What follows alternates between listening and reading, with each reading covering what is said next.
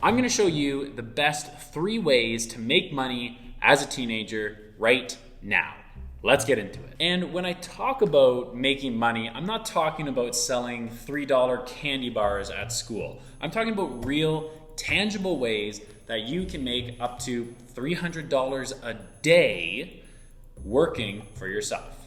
Welcome to Money with Mark. I am Mark, and I have built 3 successful companies. And unlike some other YouTubers out there, I don't have any course to sell you. I'm not going to pitch you on some $1,000 Amazon course at the end of this video because, as I told you, I'm an entrepreneur. I have businesses to run that make me money. I don't make money off of you, my YouTube viewers. And as an entrepreneur, I've made a lot of mistakes. So stick around to the end of this video and I'm going to tell you the biggest mistake that I see when entrepreneurs are going and trying to make money, especially from a young age. So my first best way to make money as a teenager or just as a beginner entrepreneur is to start a local service-based business. That could be something like grass cutting, tutoring, babysitting, or swim teacher lesson thingies, something like that. The first thing you're going to do with this is you're going to get certified if you need to, but start providing and selling this service. You're going to post ads on Craigslist, Kijiji, Facebook Marketplace, and then you can also even put up a very easy landing page from like Wix or Squarespace and run Google ads to it based on the location that you're in. Once you start building up enough customers that you can't handle the demand, then you're going to go out and hire your friends, and you're going to get your friends to go and cut the grass for you. But you're going to have to make money off of your friends doing the work that you are bringing in. So maybe you're charging a client $100 to cut grass, and you're going to pay your friend $60 to cut the grass. And you pocket the $40 for the ads and the business and the clients that you're bringing to your friends. And as you continue to do this over and over again, you're going to build up a bigger clientele base and be able to hire more of your friends. And that is what we call in the business world scale. So now you're going to be able to make infinitely more money as you hire more and more people to take on more demand. Typically, the best thing that a business owner can do is to get a lot of clients. If you can do that, then the money will follow. Number 2 is to sell a skill that you are either have or are interested in. This could be editing YouTube videos, which, by the way, I'm looking to hire someone to edit my YouTube videos, so feel free to reach out to me. This could be making TikTok videos for local businesses or doing Instagram posts for businesses. It could be teaching swimming lessons. It could be teaching skiing lessons. Whatever thing that you're interested in or whatever skill you have, teach someone who's younger. You could be 14 years old and be teaching 9-year-olds and 10-year-olds how to play soccer. And if you're offering your skill in a business-to-business way, which is called B2B, then you are going to go and find either, let's say, YouTube editing. You are a YouTube editor and you want to do more of it. You're going to go and you're going to reach out to 10 YouTubers a day, asking them to give you a shot. And you are going to do that, and you're probably going to get about 1 out of every 10 people that says, yeah, sure, I'll give you a shot.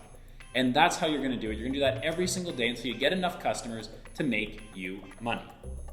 If you're running a business to consumer, the B2C business, such as soccer lessons or football lessons, whatever sort of skill you have, what you're going to do is the same thing as a local service-based business. Post ads on Facebook Marketplace, Craigslist, Kijiji. Look at running Google ads in your local area. You're going to do all of this to get the customers in the door. And from there, you're going to scale your business in a relatively same way as the local service-based business.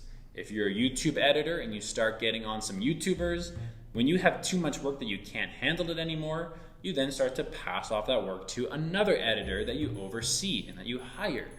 And you can scale your business to quite a large extent doing this method. And here's a little secret too, because the reason why I recommend doing things like this, a service-based business, over something like trying to start an Amazon store or a Shopify store is because of the practicality. Listen, there's a lot of people in your area who need their grass cut, but there's not that many people who want another pair of freaking gym shorts, okay? So stop making the next apparel company. It's not your strength.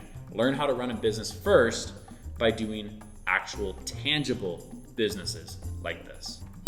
And my third best tip for trying to make money as a teenager is going to be this: execution. Because here's the simple truth, is that 99% of the people watching this video are never going to go through with any of these things. You're never going to post an ad on Facebook Marketplace saying, hey, I'll cut your grass for $100. So the biggest thing that I've noticed as an entrepreneur is that separates other people from making money is just the execution of it. Go and throw something up on Facebook Marketplace. Try to get that first customer. Cut it on a weekend when you're not at school or when you're not working, or as a side job. So this is the biggest thing that separates people. And if you can take this third best way to make money by just actually doing it, it's gonna set you apart from a lot of people. And I'll tell you this, making your first $100 is the hardest possible thing that you'll do. But going from $100 to $10,000, $50,000, it's gonna be a lot easier. And just as a bonus, I wanna run through a few different business ideas that might help trigger something in your memory that you're like, oh, I'm really interested in that, or oh, give you ideas for what you could potentially do. Running painting classes, cutting grass, weeding people's gardens, snow removal, raking leaves, ski tuning, skate sharpening, swimming lessons, window cleaning, painting, pool maintenance, pool cleaning, babysitting, hockey skate sharpening or figure skate sharpening, YouTube editing, social media creation, TikTok edit, video editing, website building. And if you need more ideas than this, if nothing has struck your fancy yet, go check out Fiverr, because there's a lot of businesses around Fiverr, and usually Fiverr doesn't do a good job of advertising you, but they do a good job of inspiring you and showing you local services that you could potentially offer in your area. Okay, so now for my biggest mistake that I see people make when they're trying to make money. And that is, drumroll please, not charging enough. I can't tell you how many times I've seen this, and this was a big lesson that I learned in my very first job that I had, was just most people don't charge enough for the skill or the service or the product that they're providing.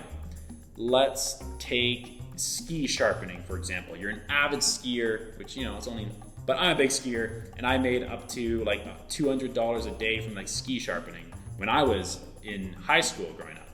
Could be charging, you could say, it takes me 30 minutes to do skis, so I'm gonna charge, maybe $15 an hour, so I'm gonna charge people $7 plus my time and materials, so maybe $10 for ski sharpening. But that's not what you're doing.